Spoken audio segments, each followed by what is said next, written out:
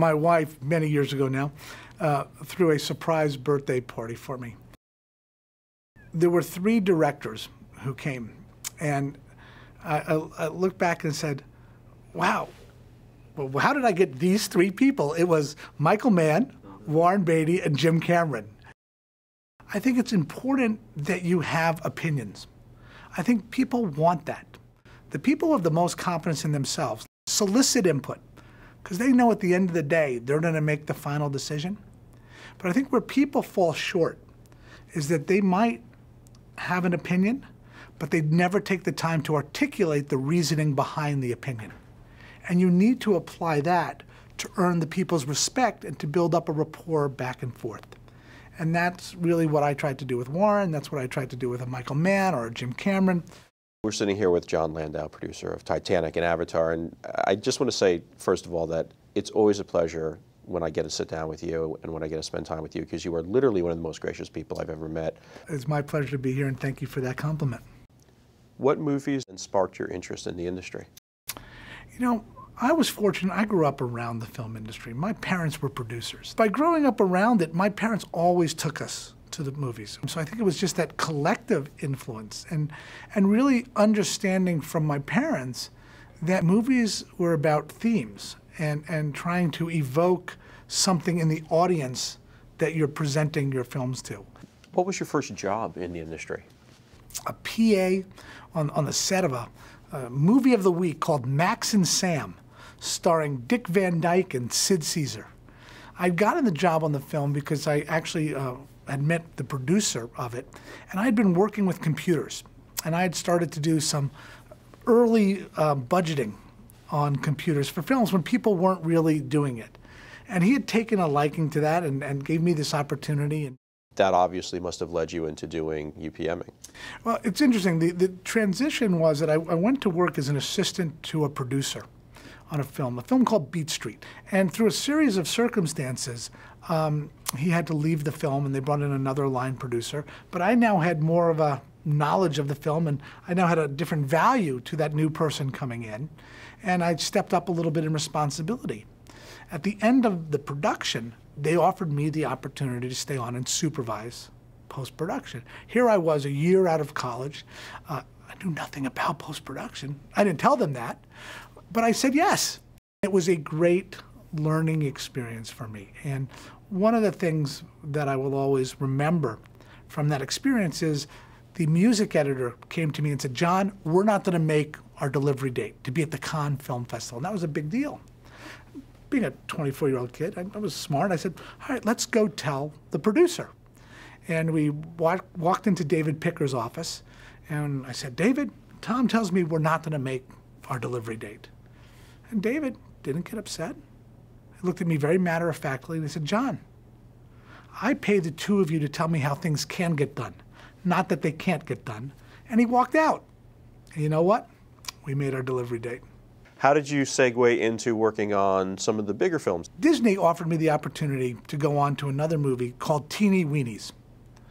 And I embraced that, and I went and did it. And Teeny Weenies became Honey, I Shrunk the Kids.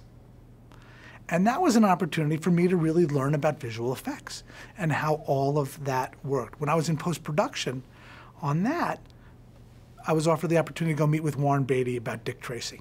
In doing Dick Tracy, suddenly, with Warren Beatty, Vittorio Storaro, these experienced people, I was the visual effects expert because they had never done a visual effects shot in their life. And it gave me an added role with them to play in that. When did you go from production managing to becoming an exec? I looked at the industry at the time and felt that we were in a studio-driven business. And that by my taking a job at the studio, I would learn from the inside out. And I went and worked at Fox for close to 5 years. During that time, I met Jim when he was doing True Lies.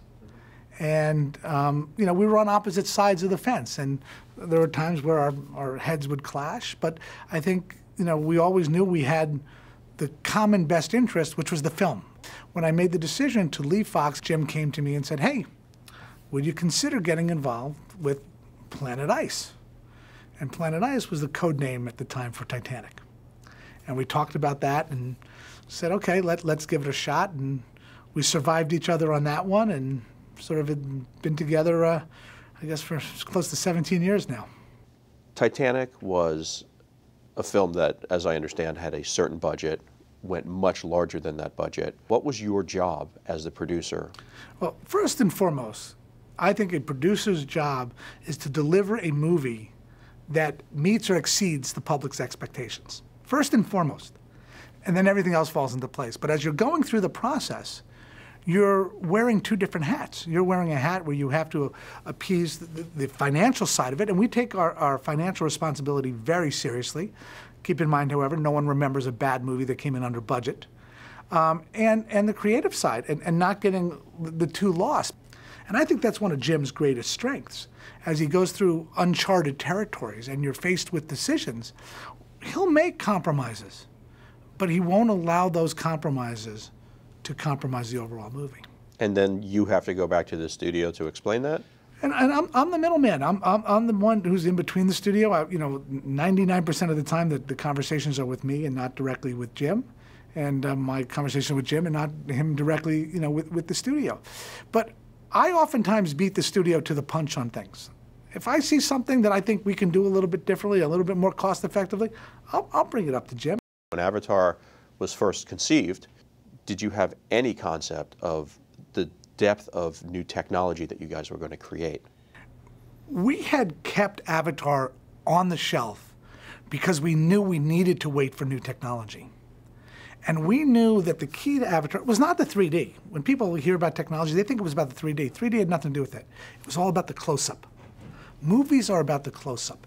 And we knew that we wanted to create the Avatar and Na'vi characters using computer-generated imagery that could be engaging and emotive.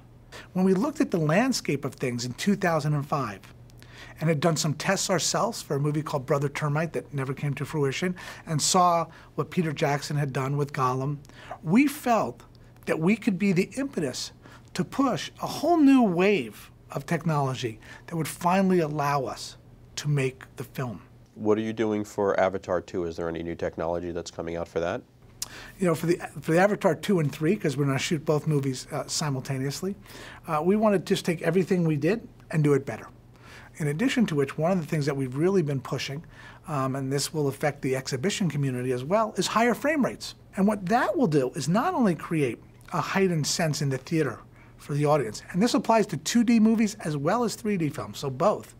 It will also give a movie like Avatar additional frames in which to articulate animation on your computer-generated characters. What's your favorite part of being a movie maker? Screening the movie for people and sitting in the audience with them. And while they're watching the screen, I'm watching the audience. Because to me, that is the true art of what we're doing. It's the reactions on their faces. It's how their bodies are interacting with what we're doing. There's no greater joy than that as a filmmaker. What's like the film that you absolutely want to make? A wedding film for my two boys. How old are your kids? 19 and 24. They're getting there. They're getting there.